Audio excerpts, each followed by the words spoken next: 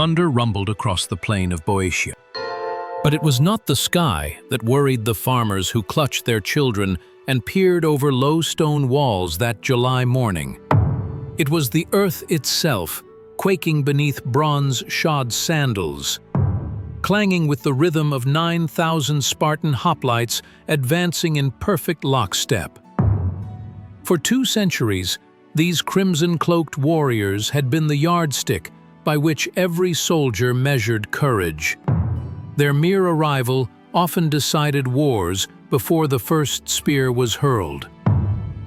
Yet on this day, in a field no bigger than a modern golf course, an army 1/3 the Spartans' size took position with unblinking calm. They wore simple white chitons, carried oblong shields painted with club-wielding Heracles, and followed a soft-spoken general whose genius was whispered about but never tested in open battle. The man was Epaminondas. The place, Leuctra. The stakes, nothing less than the future of Greece. What happened next defied every rule of hoplite warfare and toppled an empire built on fear. Instead of meeting Sparta line for line, Epaminondas bent convention, reality, and even geometry itself. He formed his troops into an asymmetric spearhead so dense it looked suicidal. He massed cavalry where Spartans thought none could charge. He anchored his elite sacred band where honor demanded they break, and instead they shattered the Spartan right in minutes.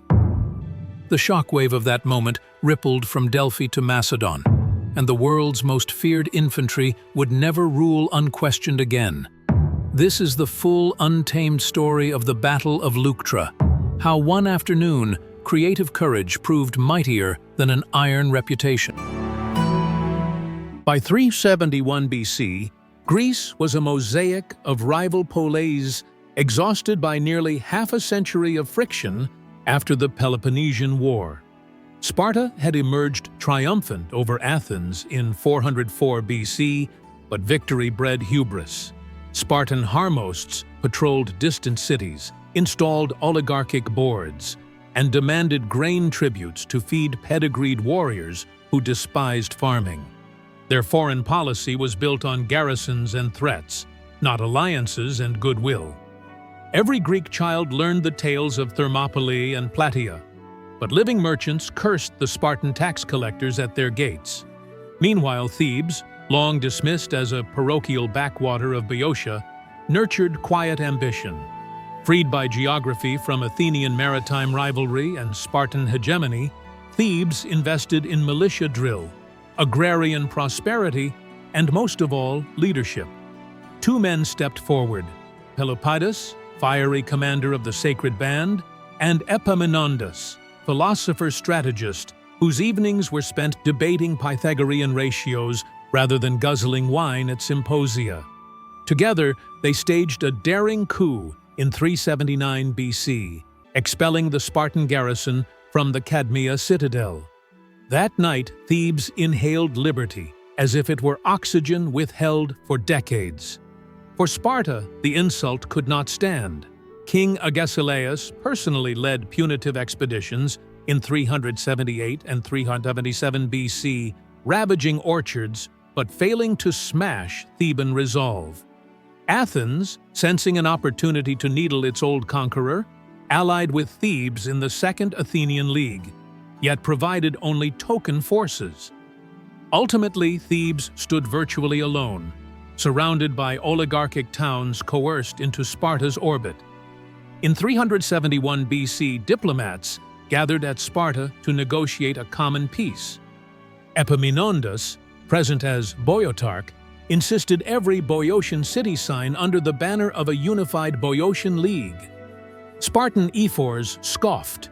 Unity meant Thebes would legally control the fertile Kephisos Valley, and that threatened Spartan influence north of the Gulf of Corinth. Talks collapsed. The Spartan king Cleombrotus marched at once, determined to teach the insolent Thebans a final lesson. Yet Sparta arrived at Leuctra under a cloud of uneasy omens. Sacrificial entrails twisted in shapes priests labeled inauspicious. oracles warned that Sparta must beware the fatal lion on Boeotia's hill. Cleombrotus ignored superstition. His hoplites were invincible, their phalanx 16 men deep from wingtip to wingtip. Thebes fielded barely 7,000 hoplites, 1,000 peltasts, and a scant 600 cavalry. Simple arithmetic foretold massacre. But Epaminondas no longer played by arithmetic. He played by geometry and the subtle mathematics of morale. He resolved to fight on terrain of his own choosing, gamble everything on a single breathtaking inversion of classical tactics, and trust that a generation of drilled citizen farmers could rise to the most demanding formation ever attempted in Greek warfare. Thus dawn broke over Leuctra, with two armies staring across a slim ribbon of flat ground flanked by low, thorny ridges. Wheat stalks bent in the hot breeze, cicadas buzzed indifferently.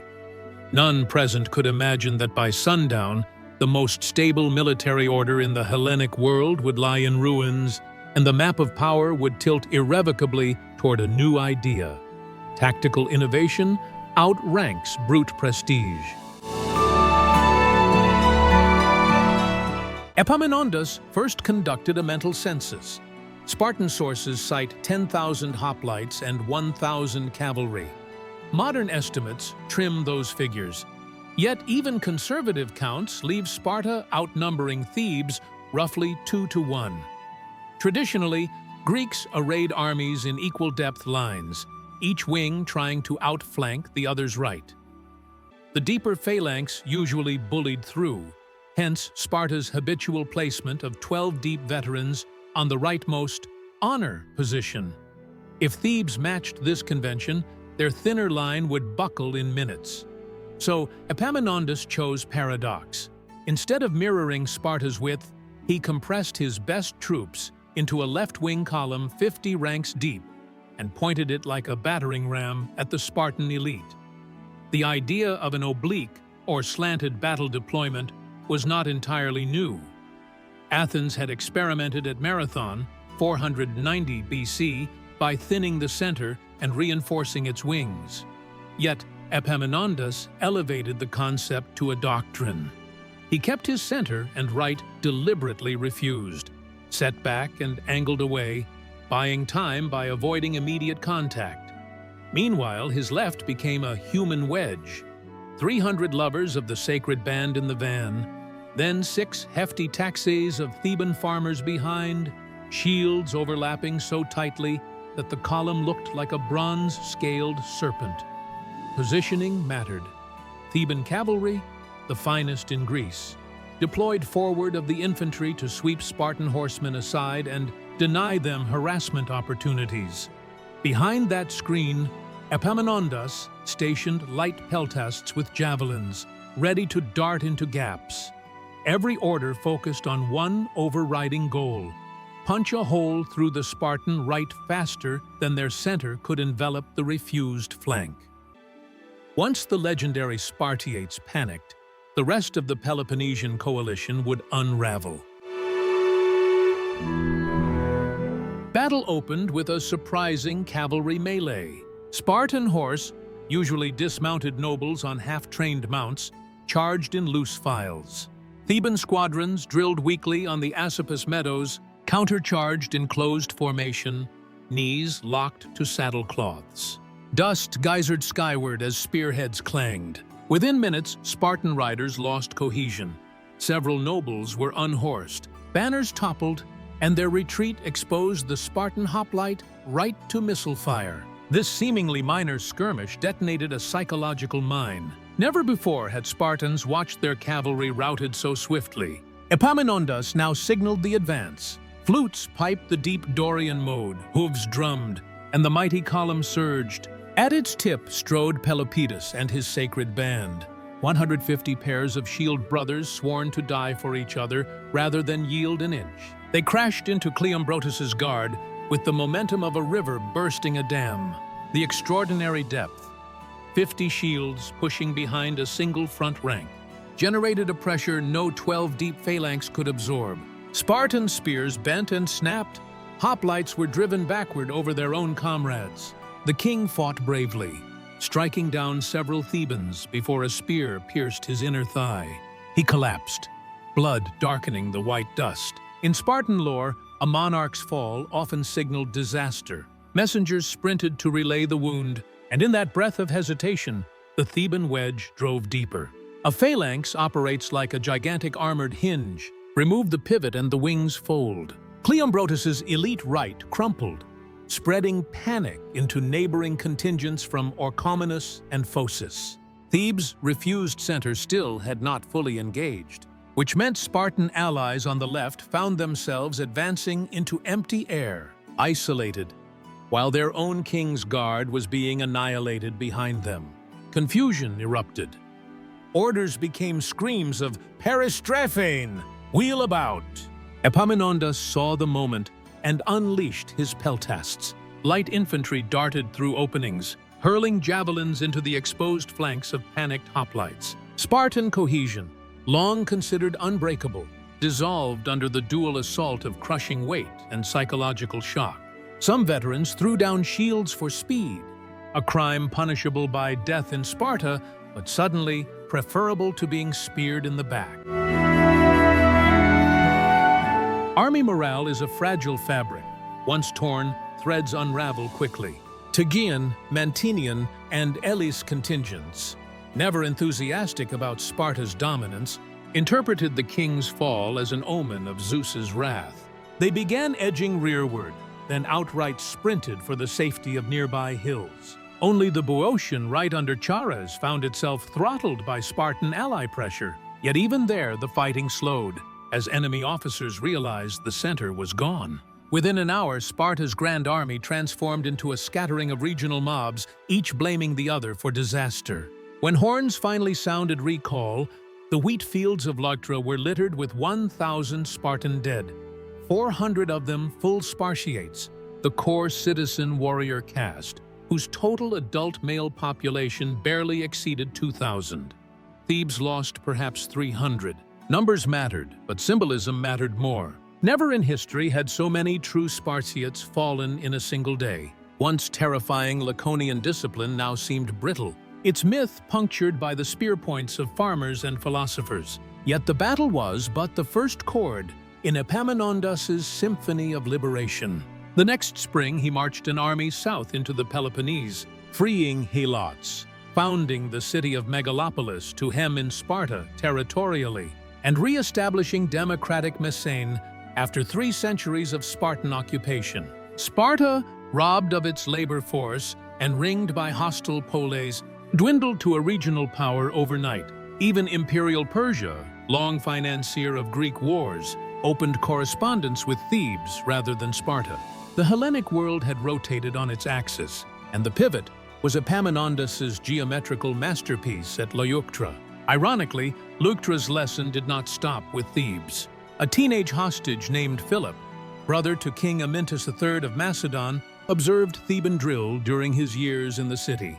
He absorbed concepts of depth, combined arms tactics, and elite shock troops. 2 decades later, as Philip II, he forged the Macedonian phalanx, compact sarissa spear walls supported by cavalry wedges, and employed it to dominate Greece. Thus, Leuctra stands not only as the graveyard of Spartan hegemony, but as the laboratory of ideas that birthed Alexander's conquests. Lost in grand narrative are moments of individual valor. Shields recovered from the field bear inscriptions like Ira's, son of Diocles, fell where he chose. Spartan mother Chryse, upon hearing of her son's deaths, is said to have remarked, "They were born for Sparta, not for me." Conversely, a Theban mother draped her returning son's shoulders in laurel and whispered, "Today Pindar's verses are proven true." In taverns from Corinth to Chalcis, storytellers compared Pelopidas's lion mane helm to Heracles reborn. Such vignettes kept the memory of Leuctra alive long after strategies were dissected by scholars. Topography aided innovation. The plain of Leuctra, though narrow, offered a slight downhill grade from the Theban left toward the Spartan right. Epaminondas placed his mast column upslope, magnifying the impact force when the wedge advanced. Scholars using computer modeling estimate that the kinetic energy delivered by the 50-deep Theban phalanx exceeded that of a 20-deep line by almost 30%. Enough to snap ash spears and shove rival ranks 2 meters backward upon contact. It was physics weaponized as politics. Greek war was never purely secular. Theban seers interpreted a dream in which Epaminondas saw himself sowing a dragon's teeth on the plain, an allusion to the mythic founder Cadmus. He answered by ordering troops to wear fresh laurel in their helmets, dedicating the battle to Apollo Ismenios. Conversely, Spartans arriving on the eve of combat desecrated a local shrine by using fence posts as firewood. Small but portentous in a world where gods governed outcomes. Priests later testified that Apollo turned his face from Sparta the moment Cleombrotus lit that illicit campfire. Following Greek martial custom, both armies negotiated a truce for corpse retrieval. Theban heralds offered Sparta the field for burial rites, an honor historically granted by the victor. Spartan officers accepted in silence, clad now in dusty chitons instead of crimson cloaks. As wagons rumbled south, witnesses noted that for the first time since Thermopylae, Spartan bodies were not burned but interred hastily, as if the living wished to cover shame along with the dead. Meanwhile, Theban pyres burned bright, smoke curling heavenward in tribute. Envoys raced to every corner of Hellas. In Athens, the ecclesia gasped. Some wept, torn between relief at Sparta's fall and dread of Theban ascendance. Corinth debated severing ties with Laconia. Even distant Syracuse amended its mercenary contracts, fearing Theban military advisors might lend expertise to rival sailors. Persia's satraps, ever opportunistic, considered funneling gold to Sparta again. But numbers told a bleak tale. There were simply not enough full Spartiates left to rebuild the hoplite core. Remarkably, Thebes did not raise Sparta when later campaigns reached the Eurotas. Epaminondas chose containment over annihilation, trusting in new federations of free cities to maintain balance. Critics accused him of mercy that cost Thebes later. Admirers saw wisdom that avoided endless insurgency. Either way, Leuctra's true legacy was a paradigm shift. Each polis now sought its own Epaminondas, and the arms race of ideas accelerated across the Aegean. Today, the plain of Leuctra lies quiet. Just thistles, olive groves, and a lonely stone lion marking where the sacred band struck like living lightning. Yet the questions thunder still. How do small communities unseat seemingly immovable powers? How does creative thinking transform disadvantage into decisive leverage? In boardrooms, classrooms, and personal crossroads, Leuctra whispers the same daring answer Epaminondas gave his trembling spearmen. Dare to rearrange the board. Sparta's defeat was not the end of courage. It was proof that courage wedded to imagination rewrites destiny. When you face entrenched systems, whether corporate giants, old habits, or social expectations, remember the 50-deep wedge in Boeotia. Remember farmers who believed geometry could guard their homes. Remember lovers who held line against professional killers. Their stand proclaims that tradition without adaptation calcifies into fragility. If this story sparked your mind, don't let the lesson fade like campfire embers. Share it, debate it, map its tactics onto your own battles. And if you crave more untold turning points of history rendered in cinematic depth, hit subscribe, smash the notification bell, and march with us to the next frontier of knowledge. Because here, we don't just recount the past, we advance in oblique order to meet the future. Will you hold the line beside us?